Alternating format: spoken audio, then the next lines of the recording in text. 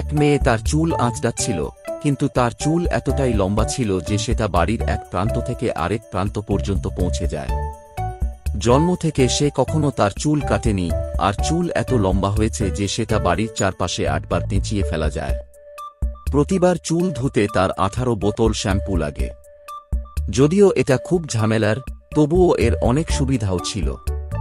চুল দিয়ে সে লিফটের মতো উঠানামা করতে পারে, এমনকি আকাশে যোগব্যায়ামের মতো কসরত করতে পারে। কিন্তু কেন মেয়েটি তার চুল কাটে না? এর পিছনের গল্প শুরু হয় 18 বছর আগে। সে বছর এক বৃদ্ধ ডাইনি জঙ্গলে একটি সোনালী ফুল খুঁজে পেয়েছিল। সেই ফুলের দিকে গান গাইলে আবার তরুণ হওয়া যায়। কিন্তু যখন সে সেই ফুল নিতে যাচ্ছিল, তখন কিছু সৈনিক তাকে দেখে ফেলে এবং ফুলটি নিয়ে নেয়। আসলে এই ফুলটি অসুস্থ রানীকে সুস্থ করতে দরকার ছিল। সেই ফুলের সাহায্যে রানী সুস্থ হয়ে ওঠেন এবং একটি রাজকন্যার জন্ম দেন। রাজকন্যা সেই ফুলের জাদুকরী শক্তি উত্তরাধিকার সূত্রে পেয়েছিল। ডাইনি চেষ্টা করেছিল শিশুর চুলের একটি গোছা কেটে নিতে, যাতে সে চিরকাল তরুণ থাকতে পারে। কিন্তু চুল কেটে ফেলতেই এর জাদুকরী শক্তি হারিয়ে যায়। উপায় না দেখে ডাইনি পুরো রাজকন্যাকেই অপহরণ করে নিয়ে যায় এবং মায়ের পরিচয়ে তাকে বধ করতে থাকে। সেই থেকে প্রতি বছর রাজকন্যার জন্মদিনে রাজারানী আকাশে হাজারো আকাশদ্বীপ, ফ্লোটিং ল্যান্টার্ন উড়িয়ে দেন, আশায় যে তাদের মেয়ে একদিন ফিরে আসবে। মেয়েটির নাম ছিল রূপাঞ্জেল। সে এখন 18 বছরে পা দিতে চলেছে। জীবনে কখনো টাওয়ার ছেড়ে বাইরে পা রাখেনি। সে ডাইনির কথা মেনে চলত, তার চুল নিচে ঝুলিয়ে দিত যখন ডাইনি তা চাইত। ডাইনি আসলে তার চুলের জাদু ব্যবহার করে চিরযৌবন ধরে রাখতে চেয়েছিল। সে ঠিক করেছে যে জন্মদিনে সে একদিনের জন্য বাইরে যাবে। কিন্তু ডাইনি তাকে কঠোরভাবে বারণ করল এবং বলল, বাইরের দুনিয়া খুব বিপজ্জনক।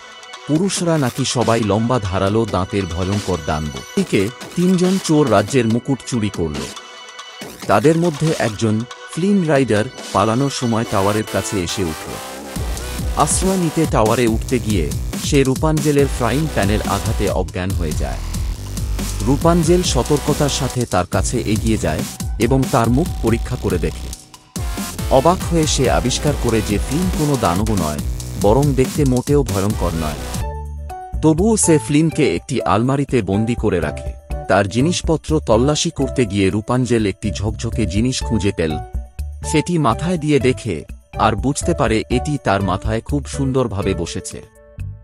এরপর রূপাঞ্জেল ফ্লিনের সাথে একটি চুক্তি করতে চায়।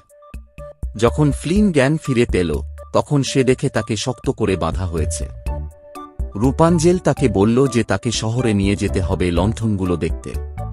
প্রথমে ফ্লিন রাজি হয়নি, কারণ সে জানত সেখানে তার নামে ওয়ারেন্ট জারি হয়েছে। কিন্তু রূপাঞ্জেলের জেদে শেষ পর্যন্ত সে রাজি হয়। প্রথমবারের মতো রূপাঞ্জেল বাইরে পা রাখল।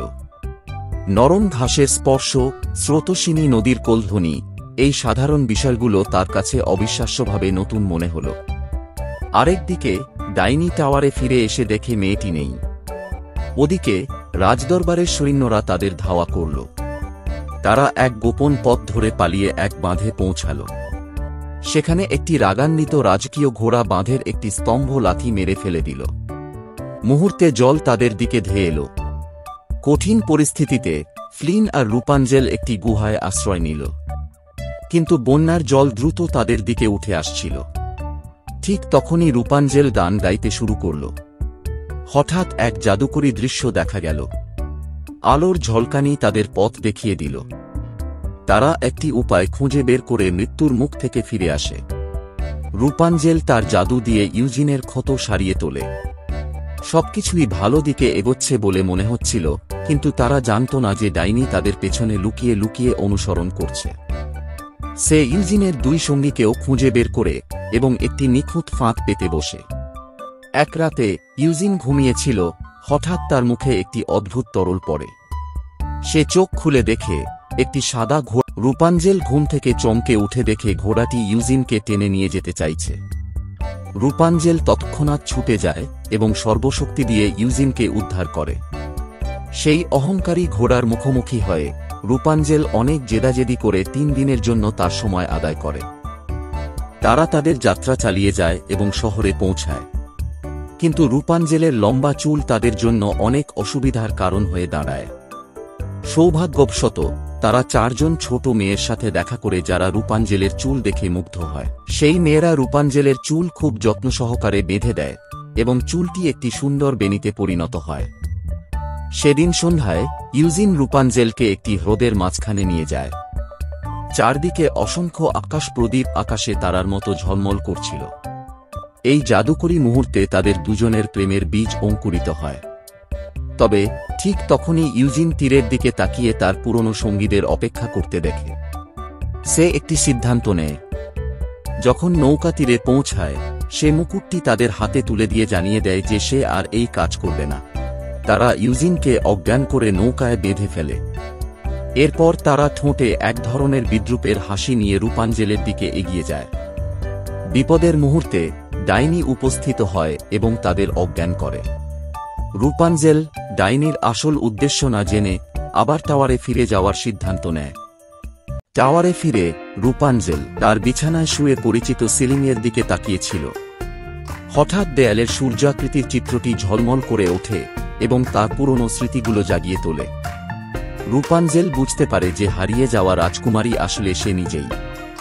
সত্য জানার পর রূপাঞ্জল ডাইনির সাথে তর্কে জড়িয়ে পড়ে। তাদের মধ্যে তুমুল ঝগড়া হয়। এদিকে ইউজিন সাদা ঘোড়ার সাহায্যে বন্দিদশা থেকে পালিয়ে যায়। সে দ্রুত টাওয়ারের কাছে পৌঁছায় এবং দেখতে পায় একটি চুলের গোছা টাওয়ার থেকে ঝুলছে। সে উপরে ওঠে, কিন্তু ওপরে পৌঁছানোর সঙ্গে সঙ্গেই ডাইনি পেছন থেকে তাকে ছুরিকাঘাত করে। সে দৃঢ়ভাবে রূপাঞ্জলের চুল কেটে ফেলে। চুলের জাদু মুহূর্তে শেষ হয়ে যায় আর ডাইনি এক বয়স্ক বৃদ্ধায় পরিণত হয়। আতঙ্কে সে ভারসাম্য হারিয়ে টাওয়ার থেকে পড়ে যায় এবং মারা যায়। তবে ইউজিনও তার ক্ষত থেকে মারা যায়। রূপাঞ্জল ভেঙে পড়ে, তাকে জড়িয়ে ধরে কান্নায় ভেঙে পড়ে। তার বড় বড় চোখের জল ইউজিনের মুখে পড়ে। আর তখনই এক অবিশ্বাস্য ঘটনা ঘটে। স্বর্ণালী জাদু ধীরে ধীরে মুছে যাওয়ার সঙ্গে সঙ্গে ইউজিনও ধীরে ধীরে জ্ঞান ফিরে পায়। গল্পের শেষে রূপাঞ্জল অবশেষে তার বাবা মায়ের কাছে ফিরে যায় এবং ইউজিন ও রূপাঞ্জল একসঙ্গে নতুন জীবন শুরু করে। গল্প এখানেই শেষ। ডাইনি যদিও রূপাঞ্জলকে সরাসরি কোনো শারীরিক ক্ষতি করেনি, তবুও তাকে করুণা করার কোনো কারণ নেই।